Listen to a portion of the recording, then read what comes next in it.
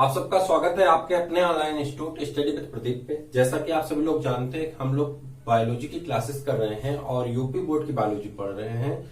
आपके चैनल पे 9 to 12 biology की क्लास चलती है, लेकिन अभी इस समय सिर्फ 10 और 12 की क्लासेस ही रन हो रही हैं यूपी बोर्ड और सीबीएसई बोर्ड की। यूपी बोर्ड और सीबीएसई बोर्ड की क्लासेस आपकी दोनों चल रही हैं और 10 और 12 की आगे आपकी क्लासेस 9, 10, 11, 12 सभी क्लासेस की रन करा दी जाएंगी। तो जो लोग नए हैं वो लोग चैनल को सब्सक्राइब कर लें और अपने दोस्तों को शेयर कर दें। तो आज हम लोग यूपी बोर्ड का सेकंड चैप्टर स्टार्ट करने जा रहे हैं। इसके पहले हम लोगों ने फर्स्ट चैप्टर में 4 से 5 वीडियो पढ़ लिया है और मुझे उम्मीद है कि आपने उसे देखा भी होगा। अगर नहीं देखे हैं तो प्लेलिस्ट में जाएंगे तो आपको वीडियो मिल जाएगा, देख लीजिए। तो बात कर रहे थे, जो दूसरा चैप्टर हमारा है उसका नाम ही है पुष्पी पौधों में लैंगिक जनन। पुष्पी पौधों में लैंगिक जनन, चैप्टर का नाम है पुष्पी पौधों में लैंगिक जनन। यानी इसके पहले हम लोगों ने जो पढ़ा था उसमें हम लोग अलैंगिक जनन और लैंगिक जनन के बारे में तो पढ़ा था, लेकिन यहाँ पे आज की टॉपिक है पुष्पी पौधों में लैंगिक जनन। तो चैप्टर के नाम से ही पता चल जाता है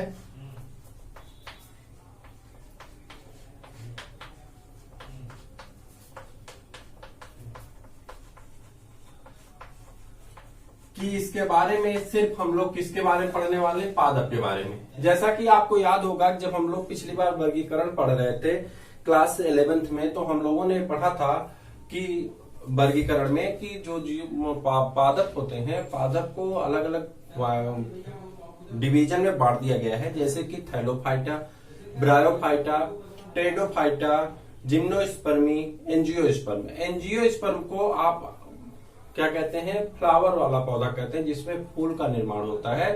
तो उस पौधे के बारे में हम लोगों को पढ़ना है। इसमें हम लोग किसको पढ़ेंगे, उसी पौधों के बारे में पढ़ेंगे। फिर उसे 2 भागों में बांट दिए थे, मोनोकाट और डाइकाट में।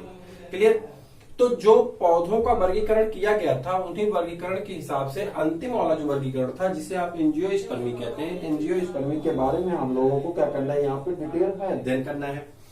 तो जब हम यहाँ अध्ययन करेंगे तो यहाँ हमको दिख रहा है कि एक पौधा, जो पहली टॉपिक हमारी है वो है, उसमें बताया गया है पुष्प क्या होता है, पुष्प की संरचना क्या होती है, पुष्प का आउटलाइन डायग्राम क्या होता है, पुष्प के बारे में ही पूरा सब कुछ पढ़ना है। पहली टॉपिक हमारी है। फिर दूसरी टॉपिक हमको पढ़नी है पुमंग यानी एंथर के बारे में पूरा, और उसके बाद तीसरी टॉपिक हमको कार्पेल यानी कि स्त्री जनन अंग के बारे में पूरा पढ़ना है। जायांग या स्त्री केसर या स्त्री जनन अंग के बारे में पूरा पढ़ना है। तो एक एक क्रम से हम लोग सबको पढ़ते चलेंगे। सबसे पहले स्टार्ट करेंगे, यहाँ आप देखिए फ्लावर का हिस्सा दिख रहा है। फूल को अगर देखेंगे तो फूल में कई सारे हिस्से दिख रहे हैं। जैसे कि आप गुड़हल का फूल ले लेंगे, जिसमें सभी हिस्से फूल के दिखाई पड़ेंगे। तो हम यहाँ आपको बता रहे हैं, सपोज कर लीजिए गुड़हल का फूल है और ये सीधा फूल है। तो इसमें जब नीचे आप देखेंगे तो डंठल दिख रही है। जो डंठल आपने अक्सर देखिए, हम यहाँ पे बना रहे हैं, ऐसे देखेंगे तले में से निकल के एक छोटा सा हिस्सा थोड़ा सा हिस्सा आगे बढ़ जाता है, छोटा सा, और वो जाकर के क्या बनाता है, फ्लावर स्टेम कहते हैं इसे। फ्लावर का स्टेम तना होता है या ऐसा तना होता है जिसपे फूल का निर्माण होता है। फिर इसी में आप देखते होंगे तो थोड़ा सा ये फूल जाता है और फूल करके इसमें किसका निर्माण हो जाता है, थैलमस का निर्माण हो जाता है। किसका निर्माण हो जाता है, थैलमस का निर्माण हो जाता है। और वही थैलमस फिर आगे बढ़ करके उसमें कलियां बनने लगती हैं, और फिर आप देखते होंगे यहीं पे कलियां बन जाती हैं। बाद में वही कलियां खिल करके किसका निर्माण कर देती हैं, फूल का। तो फिर इसी कलियों में से फूल का निर्माण हो जाता है। सपोज कर लेते हैं, यहाँ पे हमको थोड़ी सी संरचना और निकालनी है, इसलिए हम इतने पे ही इसको छोड़ देते हैं। ठीक है, इसका ऊपर का हिस्सा और नीचे का हिस्सा नहीं बन रहा है। फिर आप इसको जब देखेंगे तो इसी में से निकल करके ये कैसे तना बाहर की तरफ जाता है। गुड़हल के फूल की बात कर रहे हैं, और उसमें आप देखे होंगे कि ऐसे एक तना निकल करके बाहर के हिस्से की तरफ बढ़ता है। फिर आप इसमें देखते हैं तो ऐसे, तो उसके ऊपर जाकर के ऐसे 4-5 तने उसमें दिखाई पड़ते हैं। देखा होगा आपने। जब इस हिस्से को आप देखते हैं तो यहाँ पे देखते हैं बहुत छोटे छोटे, जैसे लगता है बहुत छोटे छोटे दाने पाए जाते हैं। साथ में यहाँ पे भी आपने देखा होगा दाने पाए जाते हैं। जब इस दाने को आप बहुत गौर से देखेंगे, नेकेड आई से भी दिखाई पड़ता है गुड़हल में, तो जब बहुत गौर से देखेंगे तो ये वाला हिस्सा मैं आपको अलग बना के दिखा रहा हूँ, जो ये लाइन से बनी हुई है। तो इसमें आप गौर से देखेंगे तो इसका संरचना कुछ इस प्रकार से दिखाई पड़ती है आपकी। सबके बारे में हम बता रहे हैं, बस आप धैर्य बनाए रखिए, वीडियो के साथ बने रहिए। इस तरह से इसकी कुछ संरचना दिखाई देती है। जो एक बड़ी सी डंठल दिखाई देती है इसका नाम होता है फिलामेंट। इसका नाम क्या होता है? फिलामेंट होता है, ठीक है। और जो छोटा सा यहाँ बाइलोड स्ट्रक्चर दिख रहा है, 2 संरचनाओं वाला एक घर दिख रहा है, इसी घर का नाम होता है एंथर। तो यहाँ पे आपको एंथर दिख जाता है। तो एंथर और फिलामेंट इन दोनों भाग को जोड़ करके एक साथ क्या कहा जाता है? स्टामेन कहा जाता है। हिंदी में इसका नाम क्या होता है? पुमंग होता है। हिंदी में इसे क्या कहते हैं? पुमंग कहते हैं, ठीक है। लेबलिंग जब आपकी फ्लावर पे करनी होगी तो आप वहां पे जायांग और पुमंग नहीं लिखेंगे, बल्कि आप वहां पे इंग्लिश में ही लिखेंगे। इस कारण से इसमें इंग्लिश में लिखा गया। हम आपको हिंदी बताते चलेंगे, आपको समझने में प्रॉब्लम नहीं होगी, ठीक। अब जब आप यहाँ पे देख रहे हैं तो यहाँ पे जो उभरा हुआ ये संरचना दिख रही है, ये वाली। आज फूल लीजिए गुड़हल का, और गुड़हल के फूल में देखिए जो उभरी हुई 4-5 संरचनाएं दिख रही हैं, इसी का नाम होता है स्टिग्मा, ठीक। और फिर स्टिग्मा यहाँ से अंदर की तरफ बढ़ रही है तो इसी भाग का नाम होता है, यहाँ आकर के ओवरी से मिल जाती है, इसी भाग का नाम होता है स्टाइल, ठीक। और इसके बाद सबसे अंदर के हिस्से में क्या पाई जाती है? ओवरी पाई जाती है, ठीक है। इसे वर्तिका कहते हैं, इसे वर्तिकाग्र कहते हैं, और इसको ओवरी मतलब अंडाशय कहते हैं, ठीक है। पूरे हिस्से को क्या कहा जाता है? स्त्री जनन, स्त्री केसर या जायांग कहते हैं। इसको हिंदी में जायांग कहते हैं या स्त्री केसर कहते हैं। कोई दिक्कत किसी को, कोई प्रॉब्लम? तो ये पार्ट है, भाग है, जिसको आसानी से आप समझ सकते हैं। अभी 2 पार्ट और बचे हुए हैं। हमने स्त्री केसर के बारे में पढ़ा और पुंकेसर के बारे में पढ़ा। अब जब हम लोग नीचे आते हैं तो यहाँ पे नीचे हमको दिख रहा है फ्लावर स्टेम। मैंने बताया जिसके ऊपर फूल का निर्माण होगा उसे फूल का तना कहेंगे। उसके बाद थैलमस, मोटा सा स्थान होता है जो फूल को एक आधार देता है, जिसके ऊपर फूल टिका रहता है। उसको आधार के ऊपर फूल को टिकना है तो फूला हुआ एक संरचना होता है जो उसे आधार देता है। उसी आधार का नाम क्या होता है? थैलमस होता है। थैलमस के ऊपर जाते हैं तो यहीं पे आपको ग्रीन ग्रीन ये जो पत्ती दिख रही थी, ग्रीन ग्रीन ना, यही पत्ती जो अभी किसके ऊपर थी? बताएंगे भैया किसके ऊपर थी ये? अभी तक ये कलियों के ऊपर से कली को ढकी हुई थी। कली के ऊपर अभी तक इसकी संरचना कैसी थी? ऐसे थी, एक कली को ऐसे ढकी थी, ऐसे कली का निर्माण हुआ था।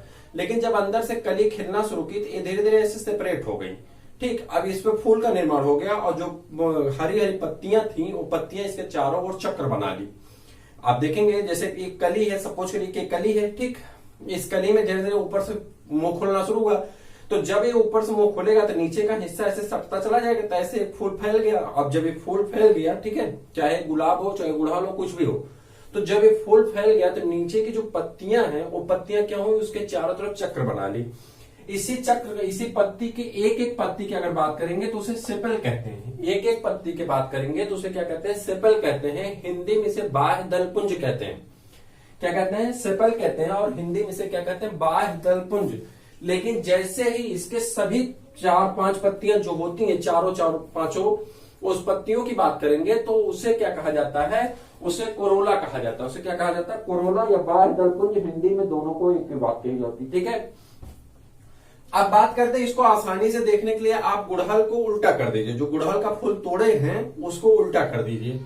और जब उल्टा करेंगे तो उल्टा करने के बाद आप देखेंगे कि उसके ऊपर ऐसे पत्तियां ढकी हुई नजर आ जाएंगी आपको, ठीक है। या बैगन लीजिए और बैगन के ऊपर देखिए तो ऐसे पत्तियों के कैप ऐसे दिखाई पड़ेंगे, ठीक है। अब तो फल बन गया ना, तो उसके ऊपर देखेंगे ना बैगन के ऊपर ऐसे होता है। ऐसे सपोज करिए कि बैगन बना है, बैगन तो बनेगा नहीं, देखते हैं।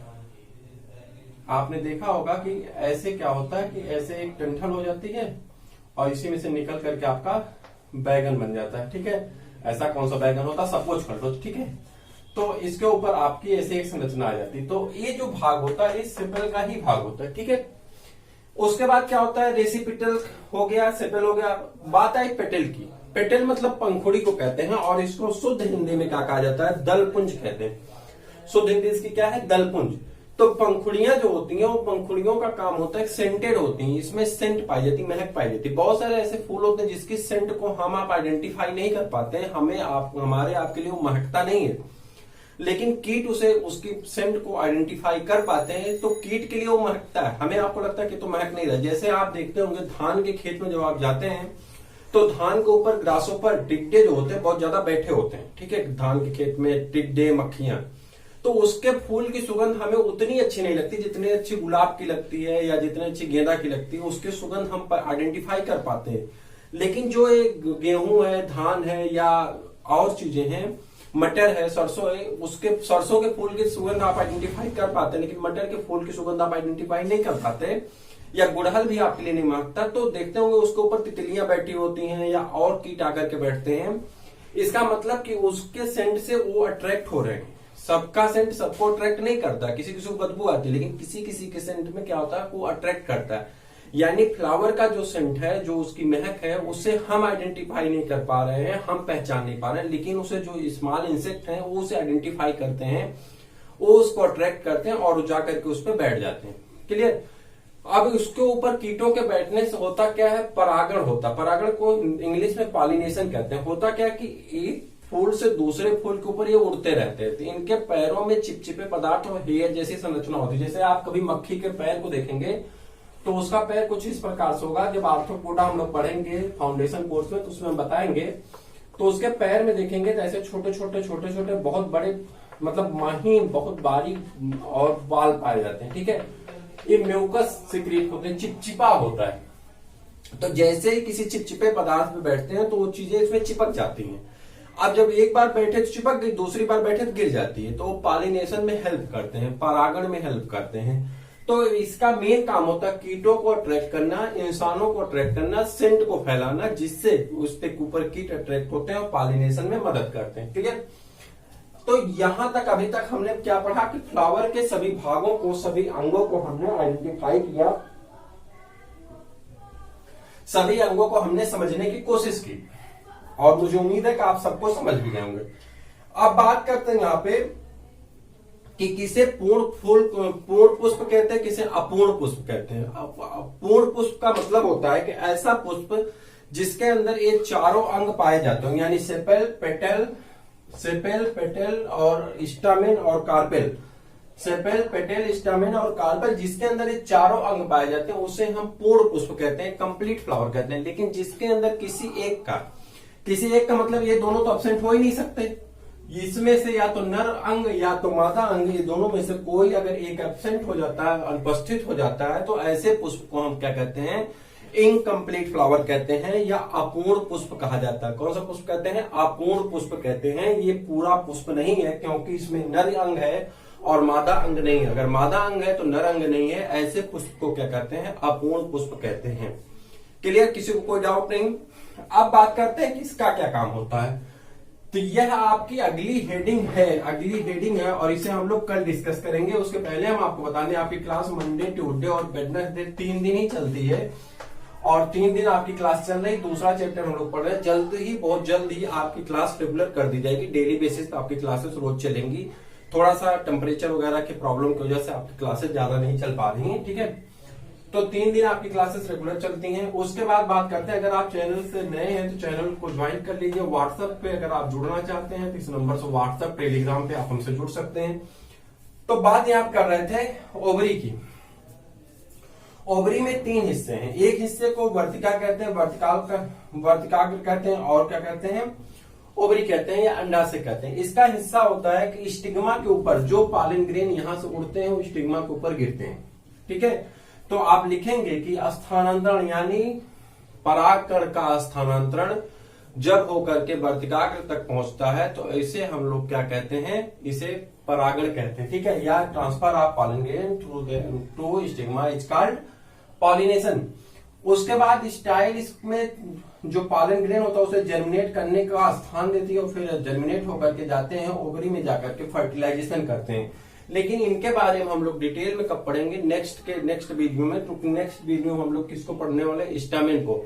और नेक्स्ट वीडियो आप जरूर देखिएगा क्योंकि यह वीडियो जो है, इस वीडियो के बारे में आपने 6, 7, 8 में कई बार पुष्प और पुष्प के अंग पढ़े हैं, 10 में भी आपने पढ़ा। लेकिन अगला जो हिस्सा है वो स्पेशली 12th का है, इसके पहले उसके बारे में आपने नहीं पढ़ा है। तो अगला देखना मत भूलिएगा, जिसका नाम होगा पुमंग एंड्रोसियम और डेवलपमेंट ऑफ एंड्रोसियम, यानी पुमंग का विकास कैसे होता है, किससे उसमें पॉलन ग्रेन बनते हैं, कैसे उसमें टेप्टम लेयर आती है, उसमें बहुत महत्वपूर्ण है टेप्टम लेयर। हर बार प्रश्न पूछा जाता है टेप्टम लेयर से, तो उसका काम क्या होता है, कैसे प्रोटेक्ट करती है, सभी चीजों के बारे में हम लोग नेक्स्ट वीडियो में चर्चा करने वाले हैं। मुझे उम्मीद है कि यह वीडियो आपको पसंद आया। छोटा सा वीडियो है, अपने दोस्तों को भी बताइए कि आपकी क्लासेस चल रही हैं और वो यहाँ पे ज्वाइन कर सकते हैं। आपकी क्लास 3 दिन चलती है और उसके बाद बहुत जल्दी आपकी क्लास रेगुलर कर दी जाएगी। मुझे उम्मीद है कि आपको पसंद आया। फिर हम लोग मिलते हैं किसी और वीडियो में, तब तक के लिए इजाजत दीजिए, नमस्कार।